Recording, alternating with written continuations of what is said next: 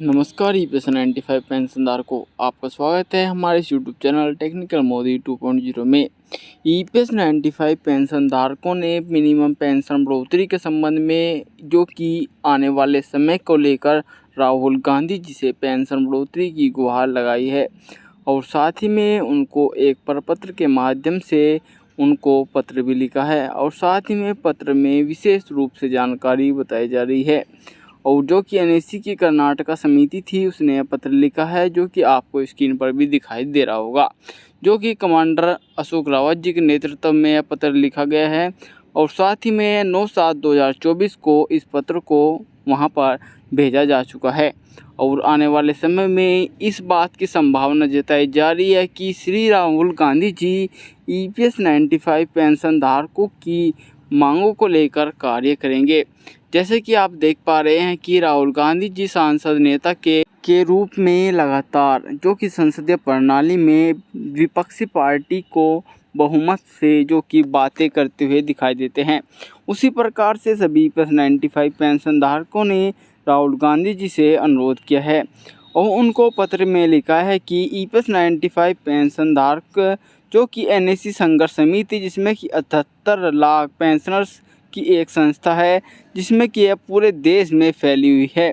जिसमें कि उन्होंने सबसे पहले राहुल गांधी जी को सांसद होने की बधाई भी दी और साथ ही में उन्होंने यही बताया कि ईपीएस 95 पेंशनर्स जो कि 30 से 35 साल की सेवा करने के उपरांत पेंशन फंड में जो कि शासनीय जो कि प्रतिमाह के रूप से 417 रुपये, 541 रुपये, 1250 रुपये का अंशदान दे रहे हैं और लगातार उन्होंने इस प्रकार का अंशदान जो कि कटाया भी है।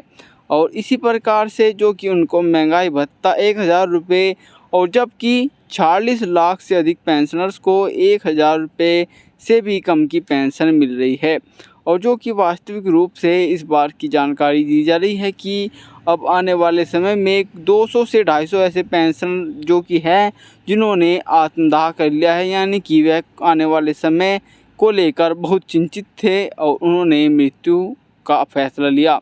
और पिछले 7 सालों से एनएससी यानी कि राष्ट्रीय संघर्ष समिति विशेष रूप से जो कि कार्यभार संभाले हुई है। उसी प्रकार से जो कि हमारी मांगों को लेकर उन्होंने बातचीत की, जो कि न्यूनतम पेंशन 1000 रुपये से बढ़ाकर 7000 रुपये प्लस महंगाई भत्ता को मंजूरी करने की उच्चतम मांगें रखी। और समिति राज्यसभा और लोकसभा को लेकर उन्होंने यही बताया कि उनमें काफ़ी बड़ी याचिका कई बार दायर भी की जा चुकी है और ईपीएस 95 पेंशनरों ने जो कि अब मुफ्त चिकित्सा सुविधा भी उनको मिलनी चाहिए और सभी पेंशन धारकों को भेदभाव के बिना भी सुप्रीम कोर्ट का जो निर्णय आया था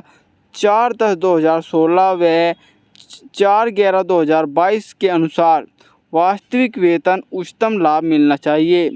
और गैर ईपीएस पेंशन धारकों को उनको 5000 रुपये मासिक रूप से पेंशन मिलनी चाहिए, जो कि ईपीएस 95 पेंशन धारकों के इस प्रकार के शब्द पत्र में लिखे गए हैं।